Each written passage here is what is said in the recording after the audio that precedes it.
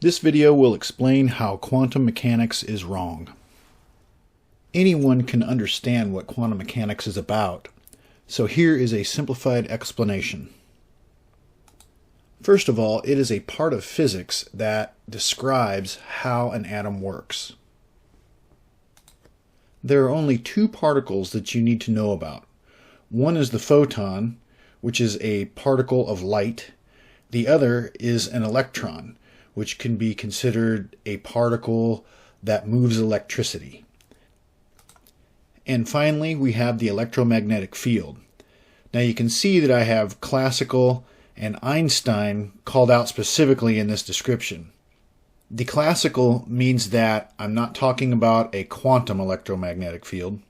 Classical fields are represented by smooth, continuous flows of force, and quantum fields are represented by pixelated, discontinuous fields of force. And I mention Einstein here because his special theory of relativity removes the medium that electromagnetic waves propagate through. This becomes very important to this discussion, so give me a second to elaborate here. Air is a medium that allows waves of sound and enable us to communicate. If you remove the medium, you have nothing to wave. Like if you removed all the air from your room right now, you would not be able to hear me because the sound waves couldn't propagate through the air medium.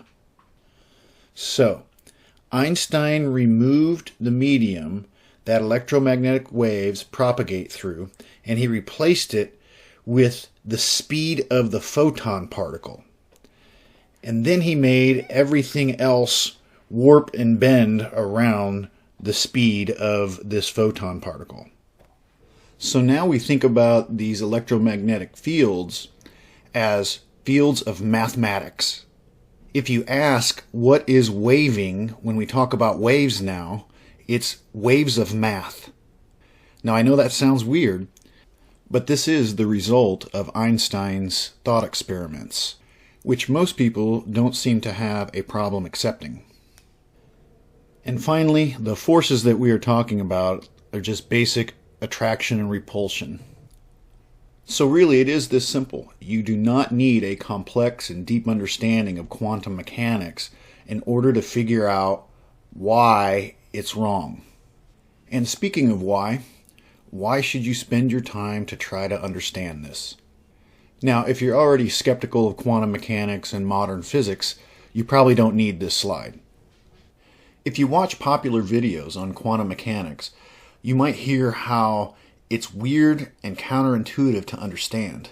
So then why would the best description of how nature works be weird and counterintuitive? This is what I want to help you figure out. You might also hear that it's okay that you don't understand it because even the best physicists like Richard Feynman didn't understand it. This type of quote here is generally associated with something that Richard Feynman said. So let's watch the original clip. There was a time when the newspaper said that only 12 men understood the theory of relativity. I don't believe there ever was such a time. There might have been a time when only one man did, because he's the only guy who caught on before he wrote his paper. But after people read the paper, a lot of people kind of understood the theory of relativity in some way or other. But more than 12. On the other hand, I think I can safely say that nobody understands quantum mechanics. So you can see that this quote in context is that it's part of a joke.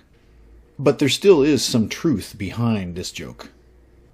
So the reason why quantum mechanics is weird and counterintuitive is because it is wrong.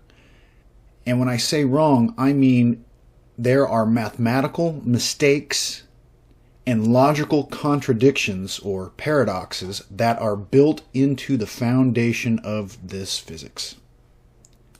And the failure to build a quantum computer will help prove this. Yes, they are fake, and the reason is because quantum state superposition is not real. Quantum state superposition is the Achilles heel for quantum computers. If this doesn't work, then quantum computers will fail. So this statement right here is pretty much the punchline on why quantum mechanics is wrong and why quantum computers will never work. And finally, this will serve as an example of why you can't just believe in science or scientists.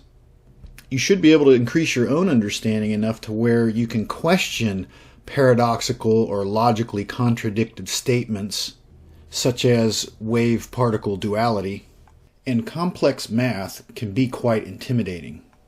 But just realize that math is a way of describing a concept or a set of concepts that you can understand. So let's focus on the photon light particle. This is absolutely the biggest problem with quantum mechanics.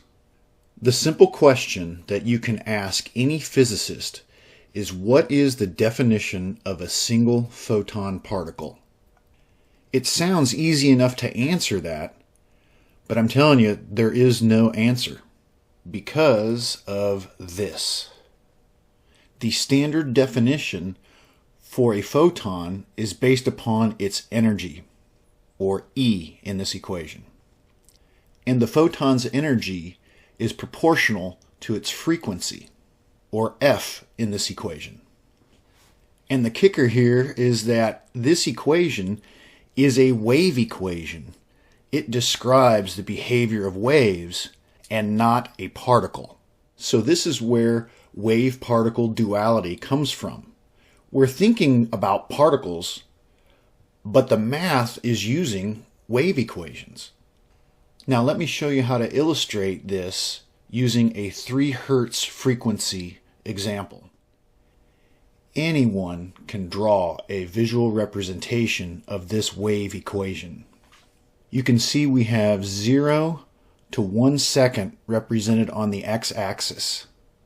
Instead of looking at this as a mathematical sinusoidal waveform, we can easily visualize it as waves of water. The x-axis would represent the surface of the water if it was calm and there were no waves. You can see the 3 wave peaks that happen within the 1 second period of time. So water is the medium that has been disturbed, and the effect of that disturbance are these waves. So now we have a frequency of 3 waves in 1 second of time. In other words, 3 Hertz.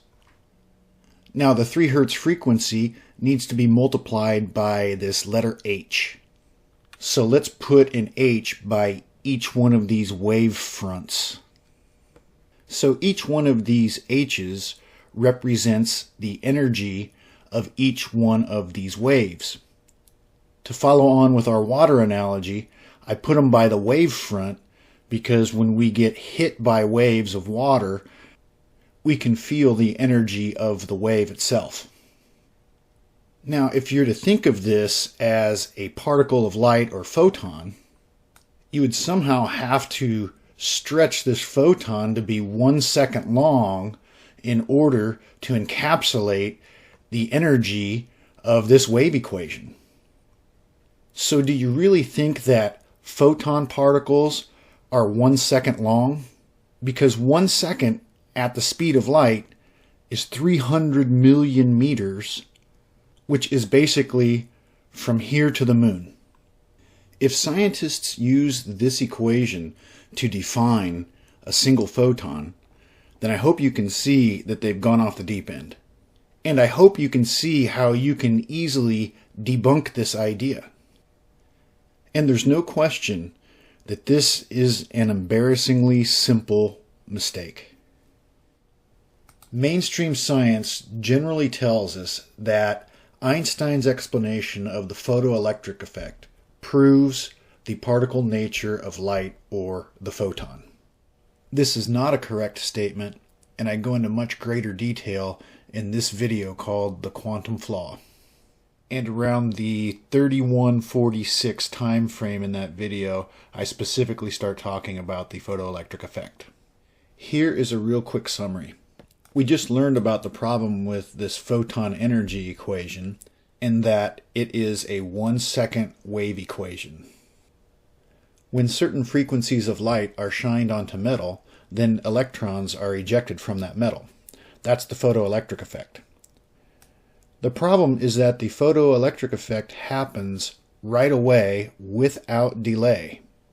And you know, in order for the photon energy to be created, it takes 1 second worth of time because it's based upon this frequency term.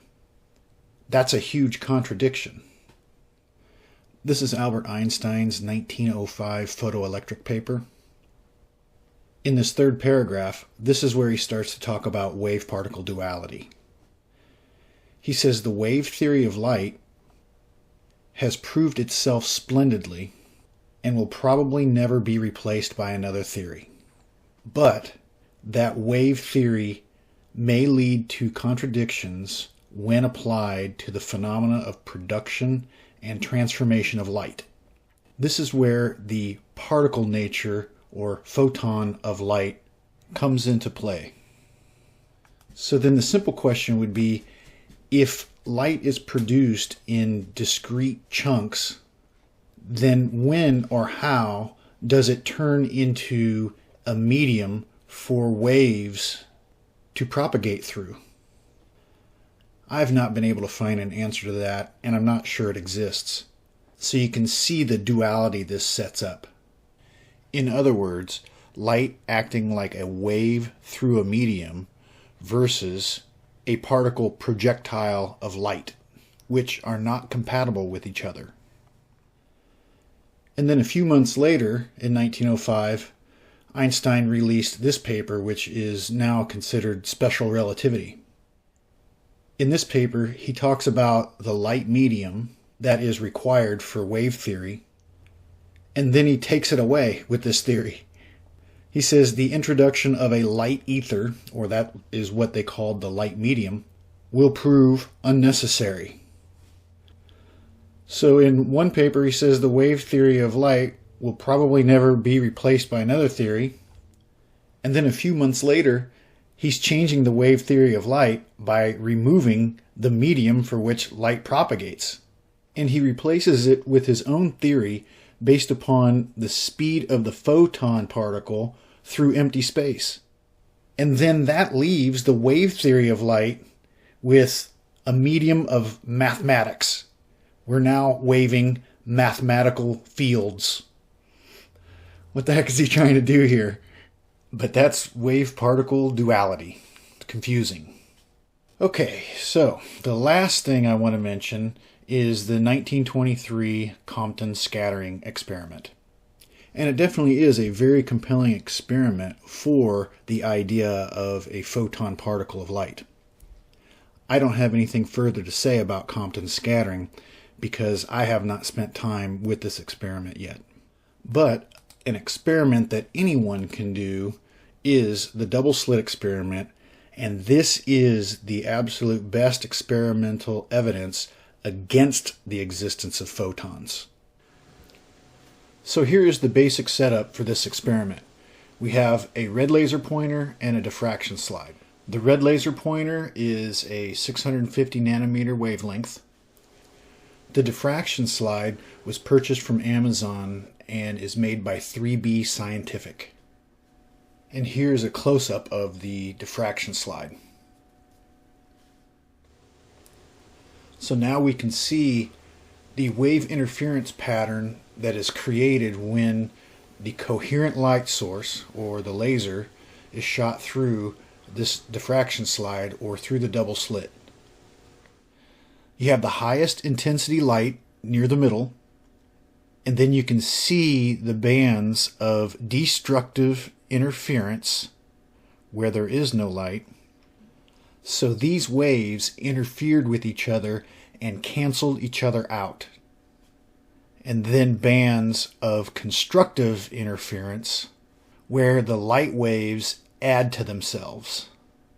So light being a wave through a medium which causes an interference pattern explains this experiment logically. It only gets weird when you add in Einstein's confusion around photon particles and the illogical concept of wave-particle duality for light. So let's go ahead and play along with the idea of the photon particle applied to this experiment.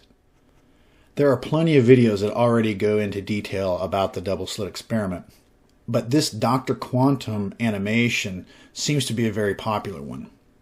And you can see right here, if you are shooting the idea of photon particles through the double slit, you would end up with two dots or two bands as shown here. But when you do the experiment in real life, you don't see the two bands of these photon projectile particles. So then how do you explain photons making this interference pattern? It is because the photons are in a quantum state superposition. And while in that state, a single photon can pass through both slits at the same exact time and interfere with itself. This allows us to see the photon particles in an interference pattern like this because it is in a quantum state superposition at this time. So if the photon's quantum state superposition were to decohere right now, then it would go back to the two blobs that we saw on the Dr. Quantum picture. As you can see, this is some of the quantum weirdness that people talk about. Sure, it's weird, but it's because it's wrong, not because this is how nature works. So from a particle perspective, you're looking at a fully cohered quantum state superposition of photons. What I'm going to do now is add more noise to this environment to try to decohere this quantum state superposition of photons. Now, why would I do this? This is why quantum computing is not working, is based upon noise in the environment.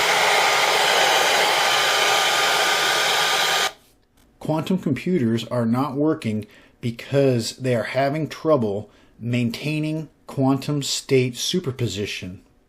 And their reasoning is because there is external noise in the environment that is decohering the superposition that they're trying to maintain inside these computers. So why am I able to maintain this quantum state superposition of photons?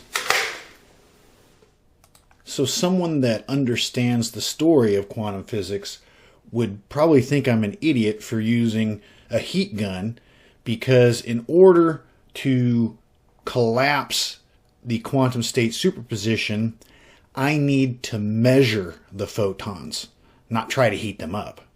So if you try to measure which slit the photon passed through, then that will collapse the photon's quantum state superposition. It makes sense because somehow photon particles of light know when they're being measured. Yeah, sure, right. This is confusing because it's wrong. I want to mention these variations of the double slit experiment because they seem to be very popular. First of all, the which way did the photon go experiment was a thought experiment. Try to find a single photon detector that can detect which side a single photon went through. Again, try to find the definition of what a single photon is. None of this exists. You might see some of these experiments using polarizer material to mark photons as they go through each slit. But this is physically interfering with the light waves. It has nothing to do with photons. As light passes through the material, it can slow down or be absorbed, which is physical interference, not a measurement. And then the quantum eraser variations that I've seen rely on quantum entanglement. Quantum entanglement requires quantum superposition to be a real thing. So we're just going further off the deep end with these experimental variations of the double slit experiment. And for the final item in this section, I want to show you where the quantum mechanics user manual is so you can read more about this principle of quantum state superposition. Paul Dirac was one of the original founders of quantum mechanics. This is the third edition from 1948. His book starts with the principle of quantum superposition because this is the concept that makes quantum mechanics what it is.